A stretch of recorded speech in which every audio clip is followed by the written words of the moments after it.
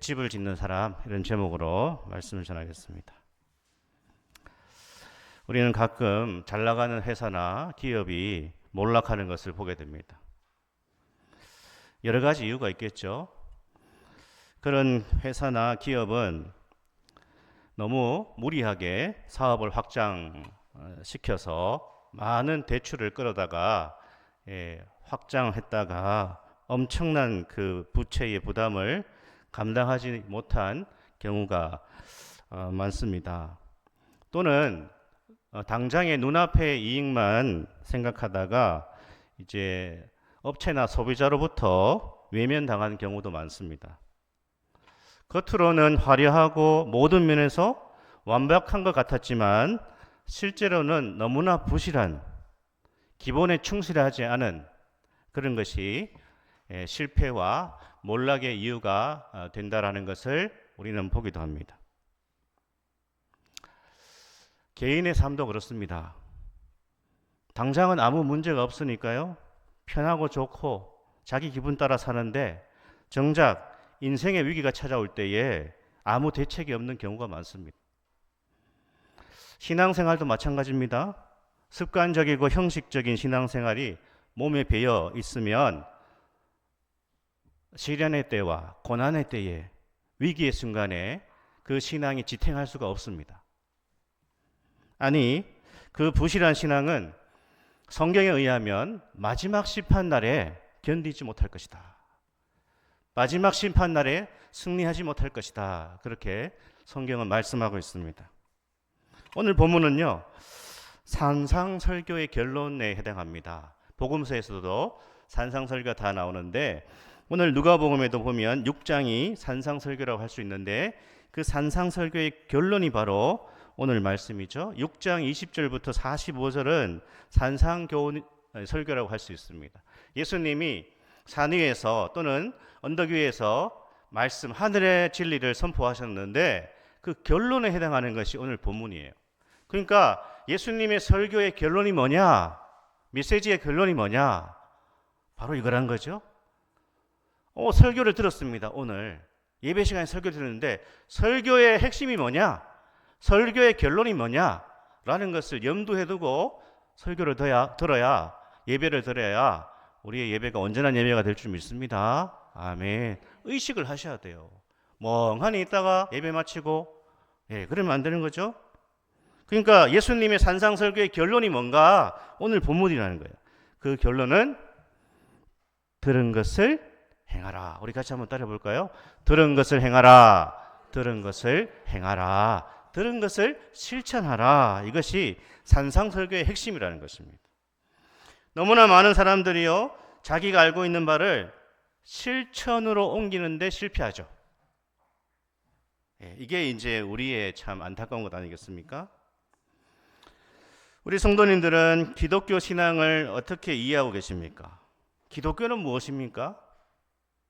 여러분은 왜 많은 종교 가운데 기독교를 선택하셨나요? 왜 이 시간 교회에, 예배당에 나와 있습니까? 여러분은 무슨 동기로 예수님을 믿었습니까? 여러분이 성경을 읽을 때에 그 핵심이 무엇이라고 생각하십니까? 기독교 신앙의 목적이 단지 복 받는 것에 있다.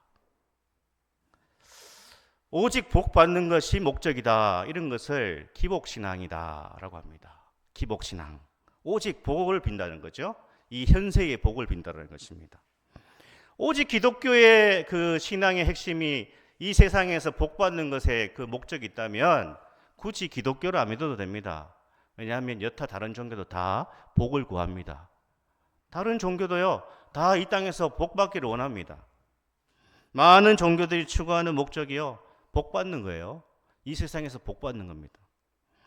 1년에 한두 번 대구에 가면 유명한 산이 있습니다. 팔공산. 팔공산 갓바위에 참 시즌이 되면 수많은 사람들이 그 갓바위에 올라가서 그 밑에서, 갓바위 밑에서 복을 구하죠. 입시철에는 뭐 엄청납니다. 우리 아들, 딸 시험 잘 봐서 좋은 대학 들어가게 해달라. 그럼 미어 터집니다. 팔공산이. 복을 구하는 것이죠. 단지 복을 구하는 거라면 1년에 한두 번 그냥 정해서 시간 정해서 복내를 준다고 하는 곳에 가서 복을 달라고 빌면 되지 않겠습니까? 기독교 신앙이 단지 마음의 위로 정도다. 그러면 굳이 기독교를 선택할 이유가 있을까요? 물론 기독교 신앙은 마음의 평안을 줍니다. 하지만 단지 마음의 위로다. 그러면 명상 종교는 어떻습니까? 명상하는데 그런 데 가면 마음 평안하게 해주는 그런 것들 다 가르쳐 줍니다. TV에도 많이 나오지 않습니까? 참선 이런 거, 수행. 하지만 기독교의 핵심은 뭔가 했을 때 기독교의 핵심은 변화다라는 거예요. 존재의 변화, 그 사람의 변화라는 거예요. 사람 자체가 변하는 거라는 거예요. 기독교의 핵심은 변화에 있는 줄 믿습니다. 아멘. 기독교의 핵심은요, 우리 존재의 변화예요. 내 삶의 변화고요, 가치관의 변화고 인생관의 변화라는 거예요. 예수를 믿고 성령의 도우심을 받아 우리의 존재가 변화되는 것입니다. 그 변화로 인해서 점점 예수님을 닮아가는 것이, 그 변화로 인해서 우리가 천국을 알게 되고 천국을 누리게 되고 천국에 합당한 자가 되는 것입니다. 아멘. 이것이야말로 성경적인 신앙이고 성경이 우리에게 보여주는 기독교의 핵심이다라는 것입니다. 오늘 본문이 우리에게 주시는 이 메시지, 이 기독교의 핵심과 오늘 본문이 잘 맞물려 있습니다. 그 첫 번째는요, 주여 주여로 끝나서는 안 된다라는 거예요. 주여 주여로 그쳐서는 안 된다. 예수님 오늘 말씀을 통해서 분명하게 말씀하시죠. 듣고 행하라. 그러면서 집 짓는 이야기, 건축 이야기를 하고 계십니다. 우리 48절, 49절 같이 한번 다시 읽어볼까요? 48절, 49절. 집을 짓되 깊이 파고 주추를 반석 위에 놓은 사람과 같으니 큰 물이 나서 탕류가 그 집에 부딪히되 잘 지었기 때문에 능히 요동하지 못하게 하였거니와 듣고 행하는 주추 없이 흙 위에 집 지은 사람과 같으니 탕류가 부딪힘에 집이 곧 무너져 파괴됨이 심하니라 하시니라. 아멘.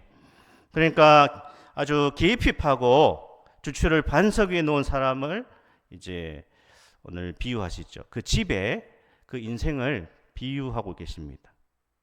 또 다른 사람, 어떤 사람이 나오죠?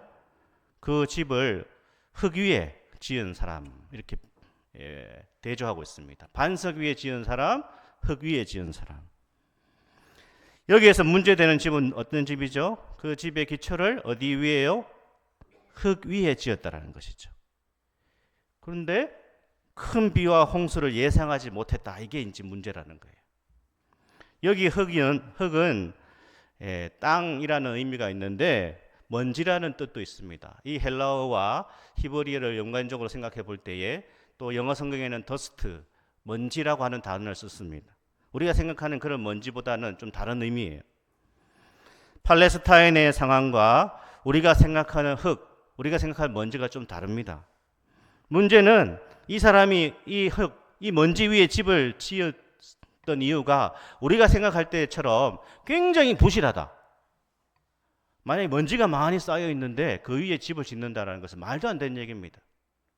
그러니까 여기 흙이라는 것은 눈에 보기에 괜찮아 보였다라는 거예요. 그래서 그 위에다 집을 지었다라는 겁니다. 여기 위에다가 집을 지어도 튼튼할 것이다 이렇게 생각했다라는 것입니다. 왜냐? 당장 보기에는 문제가 없어 보였다라는 것이죠. 당장 보기에 여기에다 지어도 건물 괜찮을 것이다. 더군다나 팔레스타인의 건기가 계속되고 자신이 사는 곳에 큰 홍수가 한 번도 일어난 적이 없는 거예요. 최근에 그 산불 피해도 얘기하지 않습니까? 평생에 내가 70년 이상을 여기서 살았는데 이런 어마어마한 엄청난 화재 일어난 적이 없었다. 이런 산불 일어난 적이 한 번도 없었다라는 겁니다. 이 사람도 마찬가지. 큰 홍수가 범람하리라 아무도 예상하지 못했다라는 거예요. 그러니까 여기다 지어도 되겠네. 우리도 그렇지 않습니까? 재작년인가 우리 큰 비가 내려서 이 지역도 홍수가 났잖아요. 그런데 여기에서 수십 년 사신 우리 성도님들이나 주민들 얘기하시잖아요. 이 지역은 이렇게 엄청난 홍수가 정말 잘 일어나지 않는 지역이다. 그러니까 우리하고는 상관없지. 홍수, 화재 우리하고는 상관없어. 왜? 이때까지는 일어난 적이 없었으니까. 그래서 이 사람이 여기다가 집을 지었다라는 것입니다. 하지만 예상하지 못한 큰 홍수가 난 거죠. 쌓여있던 모든 것, 이게 흙이죠. 이 집을 지탱하고 있던 이 흙이, 먼지가 흔적도 없이 다 쓸려 내려갔다는 것입니다. 이 말씀을 하셨을 때 예수님이 이 말씀을 듣고 있던 청중은 자신을 돌아봐야 됐다는 것입니다. 이 사람들은요, 예수님의 말씀 산상수훈을 들었지만 그 말씀을 믿지 않았어요. 그 말씀을 진리로 받아들이지 않았다는 것입니다. 정말 문제는요, 이 예수님의 말씀을 듣고 있던 1세기 당시의 이 사람들, 이 청중들은요, 유대인들은 그냥 쉽고 편안하고 형식적인 종교 생활에 안주하고 있었다는 것입니다. 정말 구약 성경에서 하나님이 말씀하시는 것이 무엇인지를 깨닫지 못하고 형식적 종교에 머물러 있었다는 것입니다. 사랑하는 여러분, 참된 신앙은 어디에서 시작하는가? 진정한 신앙은요, 자신을 돌아보는 것에서 시작한다는 거예요. 이 청중들은요, 예수님의 이 말씀을 듣고 자신을 돌아봐야 됐습니다. 은혜는 어디에서 시작합니까? 은혜는 어디에서 시작합니까? 은혜는 항상 하나님 말씀을 듣고 나 자신을 돌아보는 거기에서 시작하는 줄 믿습니다. 아멘. 나를 돌아보면 은혜가 임하는 거예요. 그래서 우리는 하나님 말씀을 들을 때 항상 자기 자신에게 그 말씀을 적용해야 되고 자신을 말씀에 비추어 봐야 된다는 것이죠. 우리는 자신에 대해서, 자기 신앙에 대해서 실망해 보아야 됩니다. 그게 은혜의 시작이에요. 자신에 대해서 절망해 봐야 돼요. 이게 기독교의 역설입니다. 성경의 역설적 진리라는 것입니다. 우리는 주로 무엇에 실망합니까? 우리는 주로 환경에 실망하고요, 사람에게 실망하지 않습니까? 하지만 성경은요, 너에 대해서 실망해봐라 라고 말씀하십니다.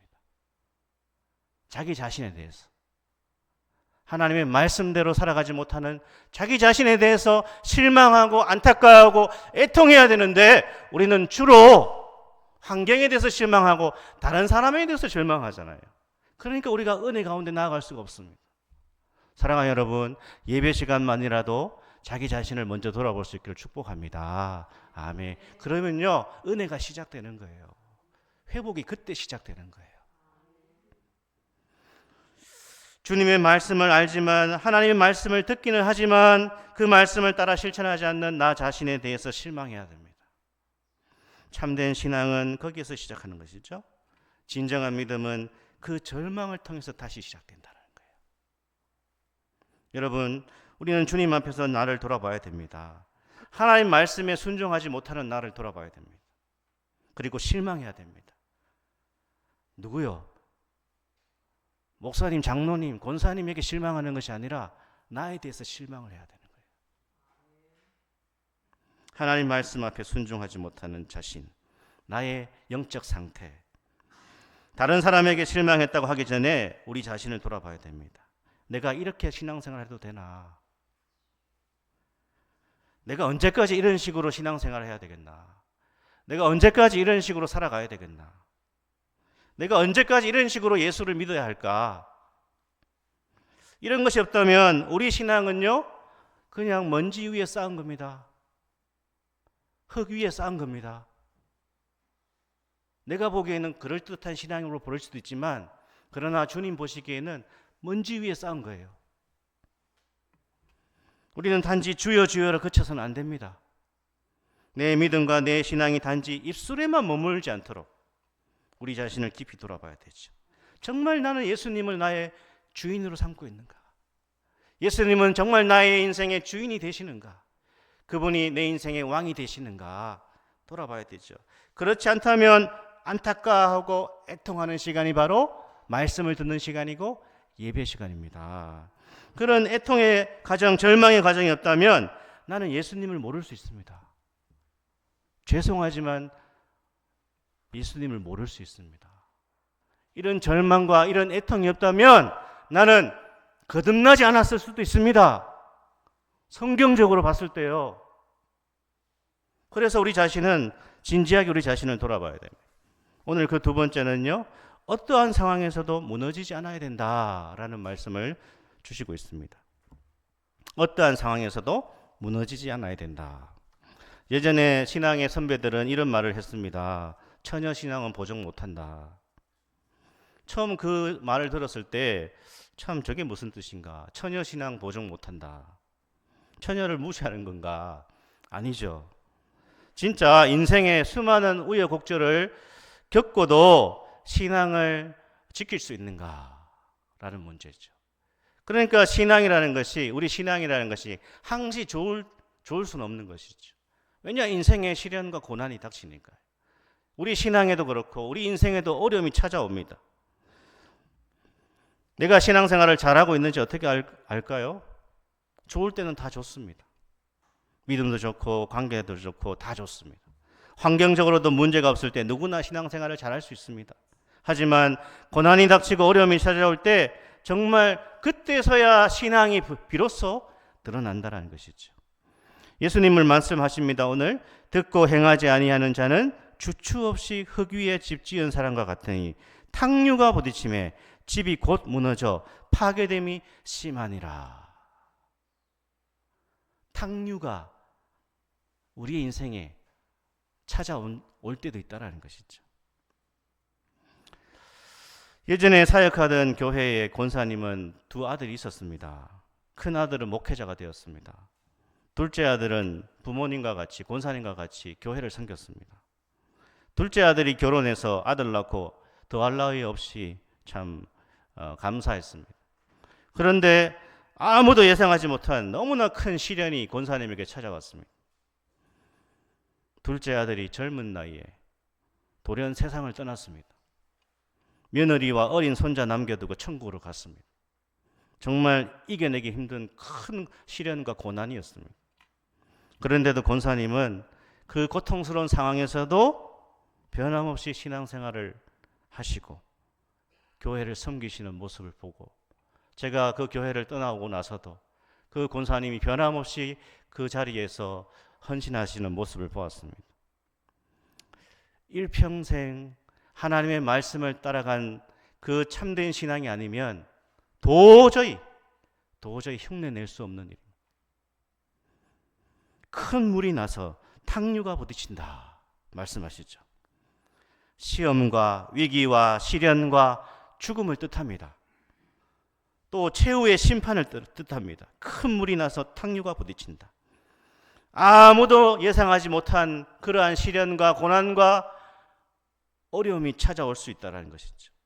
마치 노아 홍수 심판을 전했을 때에 그 당시의 사람들이 노아의 메시지를 무시했던 것 같이, 사랑하는 여러분, 미래의 재난에 대해서 속수무책인 이유가 뭘까요? 인간의 힘으로 도저히 감당할 수 없는, 어떻게 해볼 수 없는 일이기 때문에 그렇습니다. 제가 서두에도 말씀드렸지만 이때까지 한 번도 경험해 보지 못한 그런 재난이었기 때문에 그렇습니다. 대부분의 사람들은 경험하지 못한 일에 대해서 경각심이 없습니다. 우리는 어떻습니까? 우리가 믿음으로 살지 않는다고 당장 어려움이 생깁니까? 우리가 주일 한두 번 빼먹는다고 가정에 큰 문제가 생깁니까? 하나님 말씀에 순종하지 않는다고 다 질병에 걸립니까? 사고가 납니까? 우리는 당장에 어떠한 우리 인생의 시련이나 고난이 없을 때는 영적인 긴장감이 없습니다. 한두 번 도둑질하고 몇 번씩 나쁜 짓을 해도 당장에 걸리지 않으니까 마음에 담력이 생깁니다. 도둑질을 왜 계속합니까? 안 걸리니까요. 나쁜 짓 해도 문제가 없으니까 계속 나쁜 짓 하는 거 아닙니까? 그러니까 마음에 담력이 생깁니다. 결국엔 더 담대해집니다. 마음이 더 담대해져가지고 아예 습관처럼 나쁜 짓을 하는 것입니다. 하지만 우리가 이렇게 영적인 긴장감을 가지지 않고 하나님 말씀하신 듣고 실천하지 않는 이 신앙은 마지막 심판을 견디지 못할 것이다. 우리 인생과 신앙의 위기와 시련과 고난을 견디지 못할 것이다. 그래서 예수님 말씀하시죠. 듣고 행하라. 듣고 실천해라. 정신을 차려라. 라고 말씀하십니다. 야고보서 2장 17절 말씀 우리 같이 한번 읽겠습니다. 이와 같이 행함이 없는 믿음은 그 자체가 죽은 것이니라. 아멘. 갑자기 죽는 게 아니라는 거죠. 서서히 죽는 것입니다. 어느 날 돌아보니까 신앙이 온데간데 없습니다. 왜냐? 신앙생활에 너무나 기본적이고 너무나 사소한 것을 무시해서 마음에 불신앙의 담력이 쌓이는 것입니다. 이것이 무서운 것이죠. 정말 무서운 것은 죽는 줄 모르고 서서히 죽는 것이죠. 여러분, 우리는 항상 영적 긴장을 늦추면 안 되고요. 영적으로 깨어 있어야 되는 것입니다. 아무 생각 없이 신앙생활을 하면 안 되고요. 또 순종 없이 사는 것을 당연하게 생각하시면 안 되는 겁니다. 우리는 하나님 말씀을 듣고 실천하고 순종하기를 애써야 될 줄 믿습니다. 아멘. 주님의 공의로우신 심판에 온전히 설 수 있는 사람은 듣고 행하기를 애쓰는 사람이라는 거예요. 어떠한 상황에서도 쓰러지지 않고 쓸려 나가지 않으려면 어떻게 해요? 우리가 반석 위에 믿음의 집을 지어야 될 줄 믿습니다. 아멘. 반석 위에 어떻게 해요? 듣고 행하고 실천하고 순종하는 자만이 반석 위에 집을 짓는다라고 말씀하십니다. 아멘. 마지막으로요. 그래서 주님은 말씀을 듣고 행해야 된다. 이렇게 우리에게 결론적으로 말씀을 주십니다. 말씀대로 사는 것이 쉽지 않습니다. 듣고 행하는 것도 쉽지 않습니다. 우리는 어떻게 생각합니까? 요즘 말씀 듣고 순종하는 사람이 어디 있습니까? 예전에 어른들이 말하죠. 모난 돌이 정 맞는다.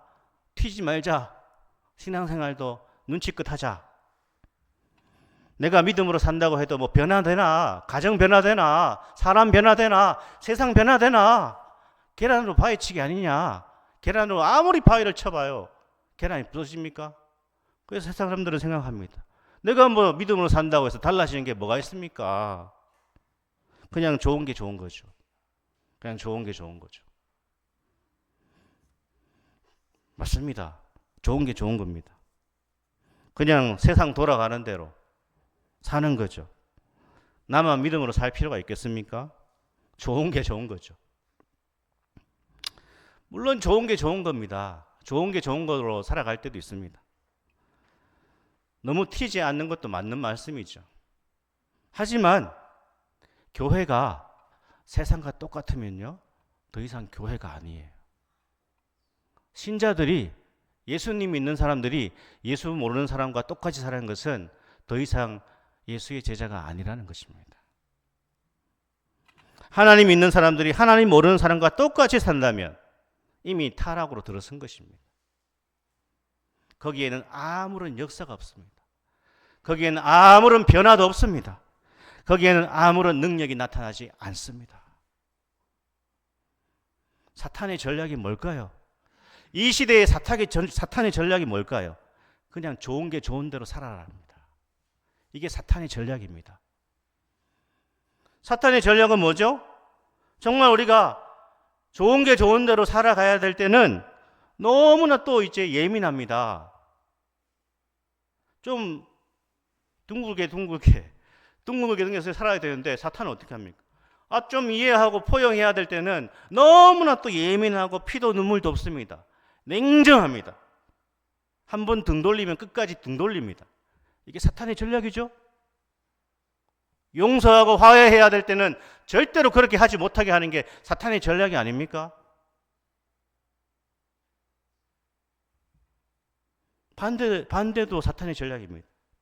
정말 정직하게 살아야 되고 불의에 맞서고 거짓과 속임수와 편가르기에 대하여서 정말 단호하게 피 흘리기까지 나는 그렇게 살 수 없어 라고 해야 되는데 사탄은 좀 그냥 넘어가자.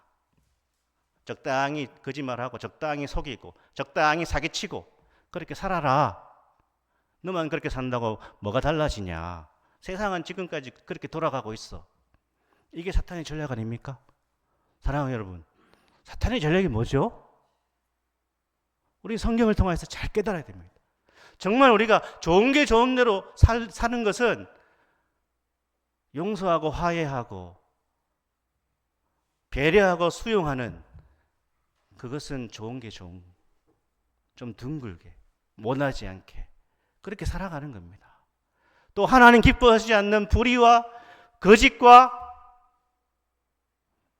편가르기와 이러한 모든 어둠에 대하여서는 단호하게 살아가는 것이 말씀을 듣고 행하는 것입니다. 교회의 세속화, 신자의 세속화가 다른 것이 아닙니다.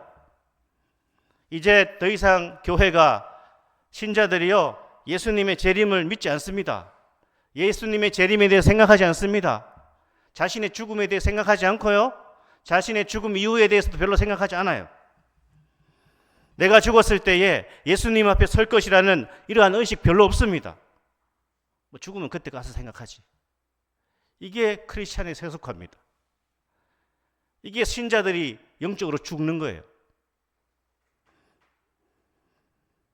교회의 세속화와 크리스찬의 세속화는 이 세상에서 더 많은 복을 누리는 것이, 오직 이 땅에서의 복, 더 많은 것을 받고 더 많은 것을 누리고 더 많은 성공만을 바라는 이 세속적인 기복적인 크리스찬들이 양상되는 것이 바로 교회의 세속화요, 신자의 세속화라는 것입니다. 우리는 사탄과 이 시대 정신의 유혹에서 휩쓸려 가서는 안 된다는 것입니다. 그냥 대충 적당히 남들 눈치 보면서 다음 기회에, 나중에, 사랑하는 여러분, 주님 말씀하십니다. 듣고 행하는 자가 되어라 말씀하십니다. 말씀을 듣고 실천하려고 하는 그 실천이 쌓이고 쌓이는 것이 바로 반석 위에 집을 짓는 것이다 라고 말씀하십니다. 마지막 날에 여기에 집을 짓는 사람만이 견고하게 설 것이다. 주님의 심판을 견디게 될 것이다 라고 말씀하십니다. 사랑하는 여러분, 주의 성령의 도우심으로 말씀을 실천하는 일에 더욱 최선을 다할 수 있기를 소망합니다. 아멘. 실천하시기 위해서 노력하셔야죠. 귀찮아도 하루에 한 장이라도 성경을 읽으세요. 성경을 묵상하세요. 하루에 한 절이라도 하나님의 말씀을 펼치세요. 그리고 읽고 묵상하세요. 그리고 생각하세요. 단 1분이라도, 단 3분이라도 주님께 기도하는 생활을 하십시오. 주님 앞에 기도하는 생활을 하세요. 작은 것이라도, 정말 작은 것이라도 교회 사랑을 실천하세요. 내가 무엇으로 교회를 사랑할 것인가? 정말 작은 것이라도 교회 사랑을 실천하세요. 그리고 여러분의 이웃들을 사랑하는 것을 실천하셔야 됩니다. 작은 것이라도 내가 가족들과 이웃들을, 성도들을 어떻게 사랑할 것인가, 그것을 실천해 나가는 것입니다. 그러면 우리의 신앙이 계속 반석 위에 짓는 집이 되는 것입니다. 크리스찬들이요, 저도 마찬가지고요, 너무 받는 것에 익숙해지시면 안 됩니다. 주는 것에 힘쓰세요. 작은 것이라도 주는 사람이 되십시오. 그게 정말 말씀을 실천하는 것입니다. 말씀 실천하려고요, 마음을 먹어 보십시오. 오늘 이 시간 좀 마음을 먹으세요. 하나님, 제가 부족하지만 정말 작은 거라도 말씀을 듣고 실천하기를 원합니다. 이 마음을 먹으시잖아요? 그러면 그 마음을 먹으실 때에 하나님이 도와주십니다. 아멘. 마음 먹고요, 기도하면 성령님이 힘을 주셔서 작지만 그 말씀을 실천할 수 있는 은혜를 주시고 마음을 주세요. 그러면 실천하게 돼요. 그러면 우리의 신앙이 견고해지는 것입니다. 듣고 실천하라. 반석 위에 집을 지어라 말씀하신 이 말씀을 평생에 간직하시고 우리의 신앙이 정말 먼지 위에, 흙 위에, 모래 위에 쌓은 집이 아니라 견고한 반석, 주 예수 그리스도의 말씀 위에 우리가 이 믿음의 집을 세워 마지막 날까지 든든히 서는 그러한 복된 은혜 누리기를 축복합니다. 아멘.